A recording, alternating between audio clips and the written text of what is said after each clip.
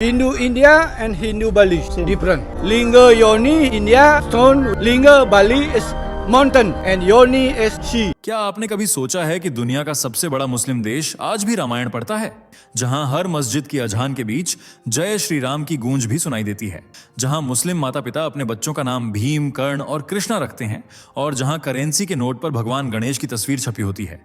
ये सुनकर दिमाग चकरा गया ना? पर यही वो सच है जो इंडोनेशिया की मिट्टी में आज भी धड़कता है।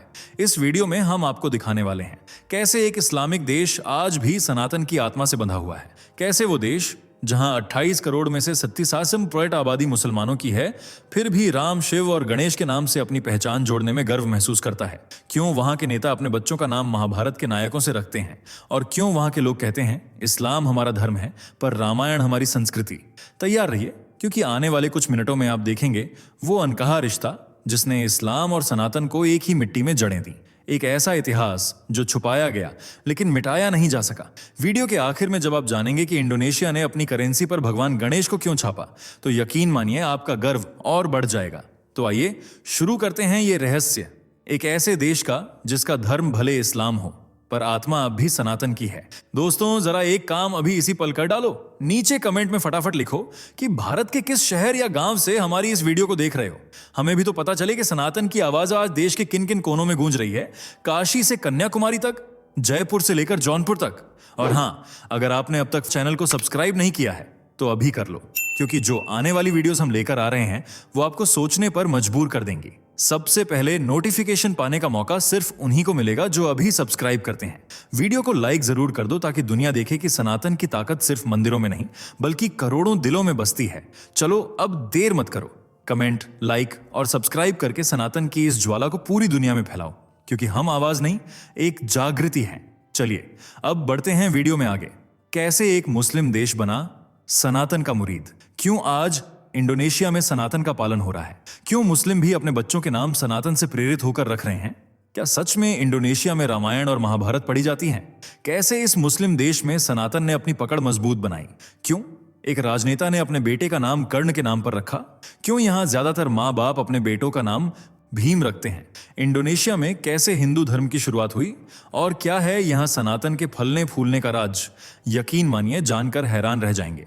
लेकिन वीडियो शुरू करने से पहले वीडियो को लाइक और शेयर करके चैनल को सब्सक्राइब जरूर कर लें। भारतीय और प्रशांत महासागरों के बीच, दक्षिण पूर्व एशिया और ओशिनिया के बीच बसा है दुनिया का सबसे बड़ा मुस्लिम आबादी वाला देश, जिसे हम और आप इंडोनेशिया के नाम से जानते हैं। ये देश अपनी प्राकृतिक सुंदरता, सुंदर समुद्र तट, हरे भरे वर्षावन, सक्रिय ज्वालामुखी और 700 से भी ज्यादा बोली जाने वाली भाषाओं के लिए पूरी दुनिया में प्रसिद्ध है। लेकिन इसकी पहचान सिर्फ एक है, इस्लाम, जो आज इंडोनेशिया की रग रग में समा चुका है। 28 करोड़ की आबादी में 87% हिस्सेदारी सिर्फ मुसलमानों की है, जो इस्लाम को यहाँ का सबसे बड़ा और मुख्य धर्म बनाते हैं, जबकि 10% में ईसाई, 0.7% में बौद्ध धर्म के अनुयायी और 1.7% में हिंदू अनुयायी भी मौजूद हैं। मुस्लिम देश इंडोनेशिया में आज भले ही हिंदू धर्म आटे में नमक के बराबर हो, लेकिन इसका प्रभाव इंडोनेशिया की संस्कृति, पहनावे, रीति रिवाजों, नामों और यहां तक कि यादों तक में कुछ इस तरह से घुल चुका है कि चाहकर भी उसे मिटाया नहीं जा सकता। क्योंकि आज भले ही इंडोनेशिया इस्लाम का गढ़ हो, लेकिन अतीत में यह सनातन की वो धरती थी जिसके राजा महाराजाओं से लेकर नेता अभिनेता तक मुरीद बन गए थे। और इसकी वजह था भारत, जिसकी पहचान एक हिंदू देश के रूप में की जाती है। और वो कहते हैं ना, संगत का असर।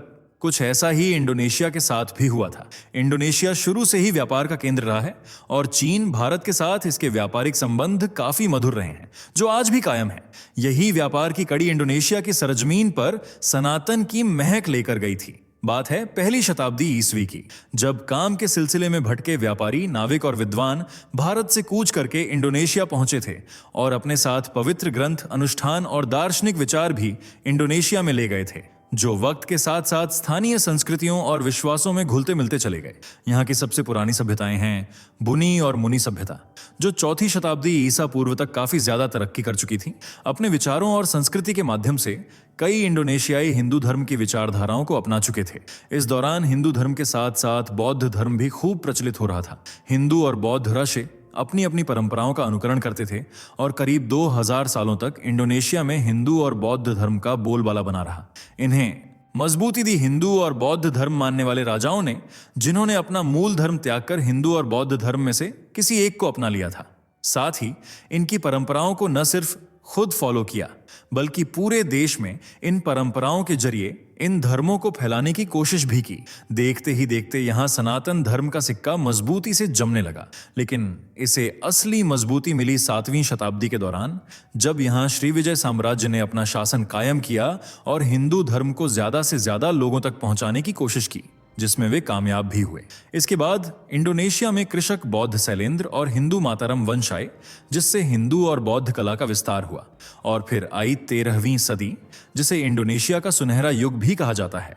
दरअसल 13वीं सदी के आखिर में पूर्वी जावा में हिंदू माजापहित साम्राज्य का उदय हुआ था, जिसके मुखिया थे गजह मादा, जिन्होंने हिंदू संस्कृति और धर्म को कुछ इस तरह से जावा के कोने कोने में फैलाया कि आज भी लोग सनातन संस्कृति से गहरा लगाव रखते हैं, लेकिन बहुत ही सीमित मात्रा में। इसकी सबसे बड़ी वजह है इस्लाम। कहने को तो अरबी मुस्लिम व्यापारियों ने 8वीं सदी में ही इंडोनेशिया में कदम रख दिए थे, लेकिन उस वक्त हिंदू राजाओं का दबदबा था, जिनके सामने इनकी एक न चली। लेकिन धीरे धीरे इन्होंने अपनी पकड़ मजबूत बनानी शुरू कर दी और 13वीं सदी के अंत में इस्लाम का खुलकर प्रचार किया, जिनके विचारों से लोग काफी ज्यादा प्रभावित हुए और विद्वानों के शहद जैसे मीठे लफ्जों में उलझकर उन्होंने हिंदू धर्म को त्याग कर इस्लाम धर्म को अपनाना शुरू कर दिया। सबसे पहले इंडोनेशिया के स्थानीय लोगों ने हिंदू धर्म को छोड़ा और फिर कुछ बड़े बड़े घरानों ने भी इस्लाम को ही प्राथमिकता दी। इसी के चलते 13वीं सदी में ही सुमात्रा के उत्तरी मुहाने पर इस्लामी राज्यों के निर्माण की शुरुआत हो गई और कुछ ही समय की मेहनत के बाद उत्तरी सुमात्रा में इस्लाम पूरी तरह से रम गया और यहाँ के सबसे ताकतवर मुस्लिम शासक बने सुल्तान मालिक अल सालेह, जिन्होंने इस्लाम धर्म को और ज्यादा मजबूती दी। इसके बाद मुस्लिम लोगों ने स्थानीय महिलाओं से शादी कर अपनी जनसंख्या बढ़ानी शुरू कर दी और हिंदू धर्म सिमट कर रह गया, लेकिन पूरी तरह से खत्म नहीं हुआ। आज भी यहाँ संस्कृत भाषा के शब्द सुनने को मिल ही जाते हैं और भारतीय संस्कृति भी आज तक यहाँ जीवित है, क्योंकि इंडोनेशिया के नाम में ही भारत का नाम छुपा हुआ है। जी हाँ, इंडोनेशिया का मूल अर्थ इंडियन आइलैंड होता है। इंडो शब्द संस्कृत के सिंधु से आया है, जिसका मतलब है इंडिया या भारत, जबकि नेसस का अर्थ मलर होता है द्वीप। इस तरह इंडियन आइलैंड से मिलकर बना है इंडोनेशिया। इसलिए यहाँ इंडियन कल्चर की छाप बहुत गहरी है, जबकि संस्कृत तो यहाँ शब्दों में बसी हुई है। इंडोनेशिया की भाषा को बहासा इंडोनेशिया कहते हैं। आज यहाँ कई ऐसे माता पिता हैं जो मुस्लिम होने के बावजूद अपने बच्चों के नाम हिंदू धर्म से प्रेरित ही रखते हैं। इंडोनेशिया में एक कहावत बहुत प्रचलित है, नेम इज ए विश, यानी इंडोनेशियाई लोग अपने बच्चों का वह नाम रखते हैं जैसा वे उन्हें बनाना चाहते हैं या जिस रूप में वे उन्हें देखना चाहते हैं। उदाहरण के तौर पर जो लोग अपने बच्चों को मजबूत, ताकतवर और ठोस बनाने का सपना देखते हैं, वे अपने बच्चों का नाम भीम रख देते हैं, जो कि हिंदू महाकाव्य महाभारत के एक पात्र हैं। सिर्फ आम जनता ही नहीं, बल्कि बड़े बड़े नेताओं ने भी अपने बच्चों के नाम महाभारत के पात्रों से प्रेरित होकर ही रखे हैं। इंडोनेशिया के ग्रेट लीडर सुकर्ण का नाम भी महाभारत के किरदार कर्ण से ही प्रेरित होकर रखा गया था। दरअसल सुकर्ण के पिता कर्ण के चरित्र को बहुत ज्यादा पसंद करते थे, इसलिए उन्होंने अपने बेटे का नाम भी कर्ण के नाम पर ही रखने का फैसला किया। पर परेशानी यह थी कि महाभारत के युद्ध में कर्ण ने बुरे लोगों का साथ दिया था, जिस वजह से उसे भी बुरा माना जाता है। इसलिए सुकर्ण के पिता ने अपने बेटे का नाम सुकर्ण रख दिया। सु का मतलब होता है अच्छा या शुभ, इस तरह उनका नाम पड़ा सुकर्ण। इतना ही नहीं, इंडोनेशिया की 5वीं राष्ट्रपति का नाम भी इसी नाम से प्रेरित होकर रखा गया था, मेघावती सुकर्णपुत्री। इससे आप समझ सकते हैं कि इंडोनेशिया में हिंदू नामों को लोग कितना ज्यादा पसंद करते हैं और अपने बच्चों के नाम भी हिंदू धर्म की तर्ज पर ही रखते हैं। इसलिए यहाँ आपको मुस्लिमों के नाम भी प्रिय, कृष्णा, विद्या, विष्णु जैसे सुनने को मिल जाएंगे। आज जावानीज भाषा संस्कृत का ही एक अटूट हिस्सा बन चुकी है। इतना ही नहीं, आज यहाँ रामायण और महाभारत जैसे पवित्र ग्रंथों को भी लोग पूरी शिद्दत से पढ़ते हैं, लेकिन यहाँ इन ग्रंथों के नाम थोड़े अलग हैं। जैसे रामायण को ककाविन रामायणा कहा जाता है, जबकि महाभारत को ककाविन भारत अयोध्या या सिंपल शब्दों में भारत अयोध्या कहा जाता है। श्री राम को यहाँ भी राम ही कहा जाता है और भारत की तरह ही उन्हें पूरा सम्मान दिया जाता है। यहाँ राम नवमी का त्योहार भी खूब धूमधाम से मनाया जाता है, खासतौर से जावा और बाली द्वीप पर, जहाँ हिंदुओं की संख्या काफी ज्यादा है। इसलिए वहाँ आपको कई हिंदू मंदिर भी देखने को मिल जाएंगे और यहाँ का सबसे बड़ा हिंदू मंदिर है प्रम्बानन मंदिर, जो मध्य जावा में स्थित एक यूनेस्को विश्व धरोहर स्थल है, जिसे 10वीं शताब्दी में बनाया गया था। इस मंदिर को भारतीय संस्कृति और हिंदू शास्त्रों की वास्तुकला के तर्ज पर डिजाइन किया गया था। साथ ही मंदिर की दीवारों पर रामायण की कथाएं भी उकेरी गई हैं। यह मंदिर 3 केंद्रीय मंदिरों, त्रिमूर्ति मंदिर के लिए प्रसिद्ध है, जो ब्रह्मा, विष्णु और शिव को समर्पित हैं। इनका आशीर्वाद पाने के लिए लोग दूर दूर से इस मंदिर में खींचे चले आते हैं। इतना ही नहीं, इस देश में हिंदुओं के साथ साथ मुसलमान भी हिंदू मान्यताओं का सम्मान करते हैं। योग्यकार्ता में कठपुतली बनाने का काम करने वाले वायुद्य सहस्त्रदिनामा झावा को सहिष्णुता का शहर कहते हैं। मुसलमानों की तरह वह भी रोजा रखते हैं, जबकि उनके दिल में हिंदू देवी देवताओं के प्रति अटूट प्रेम है। वह कहते हैं, मेरे लिए धर्म और संस्कृति अलग अलग हैं। उनके काम करने की जगह पर राम, सीता और घटोत्कच की कृतियां मौजूद हैं, जिन्हें भैंस की चमड़ी से बनाया गया है। हालांकि वे चाहते तो इन्हें गाय की खाल से भी बना सकते थे, पर उन्होंने ऐसा नहीं किया, क्योंकि वे हिंदू धर्म के मुताबिक गाय को माता मानते हैं और एक पवित्र पशु के तौर पर उसका सम्मान करते हैं, न कि उसे कुर्बान करते हैं। इन्हीं की तरह और भी कई मुस्लिम हैं जो गाय को बहुत मानते हैं और समय मिलने पर रामायण का पाठ भी पढ़ते हैं। जब उनसे पूछा गया कि वे रामायण क्यों पढ़ते हैं, तो उन्होंने कहा, हम और अच्छा इंसान बनने के लिए रामायण पढ़ते हैं।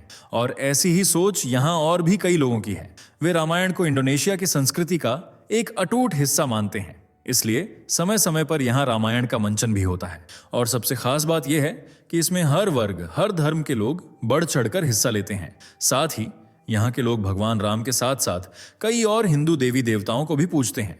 इतना ही नहीं, रामायण की कहानी को विस्तार से स्कूलों में भी पढ़ाया और समझाया जाता है। साथ ही कठपुतली के माध्यम से भी लोगों को रामायण से रूबरू होने का मौका मिलता है। यहाँ के मुसलमान गर्व से कहते हैं कि इस्लाम हमारा धर्म है, लेकिन रामायण हमारी संस्कृति है। इसलिए ये लोग भगवान राम का बहुत मान सम्मान करते हैं। इसी तरह का प्रेम भाव गणपति बप्पा के लिए भी देखने को मिलता है।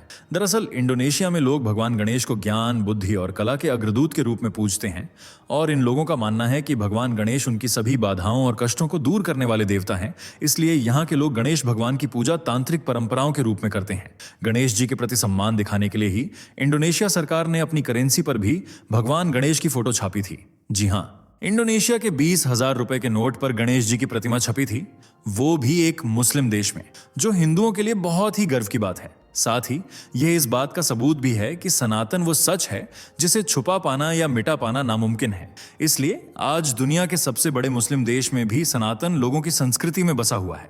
वैसे आप किस धर्म से ताल्लुक रखते हैं? आपके सबसे प्रिय भगवान कौन है? कमेंट में जरूर बताइएगा।